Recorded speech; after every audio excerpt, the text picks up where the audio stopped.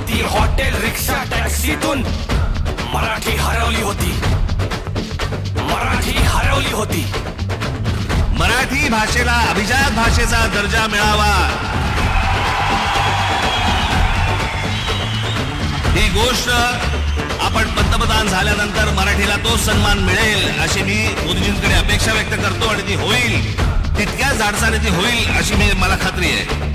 साहेबांनी प्रयत्नांची शिकस्त केली आणि मराठी भाषा अभिजात झाली. साहेबांनी प्रयत्नांची शिकस्त केली आणि मराठी भाषा अभिजात झाली. शाळा शाळांमधून मुलांना मराठी भाषा सक्तीची झाली. शासन प्रशासन सगळीकडे मराठी भाषा रुजू लागली.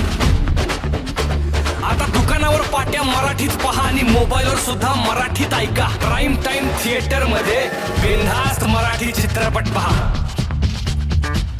सत्तेच्या सारेपाटात सगळे राजकारणी गुंतलेले असताना कोण उभं राहतं मराठीसाठी?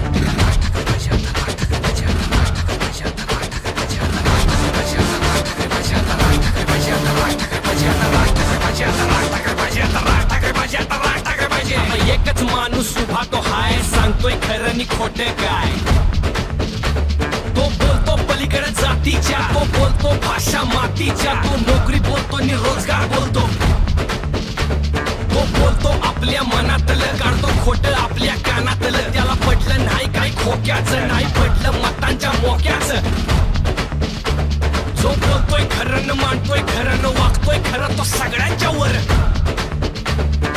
सगळे कातावले, सगळे आजमावले. आता खऱ्याच्या पाठी राहायचं हाय, स्वतःच आयुष्य घडवायचं हाय. आता तंगडी तंगडी नाही पाहिजे, नाही पाहिजे, नाही पाहिजे.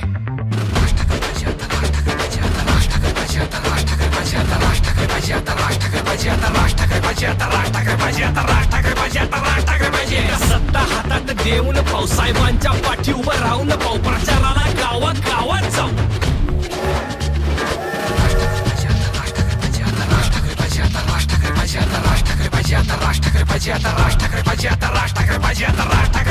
राज ठाकरे पाहिजे.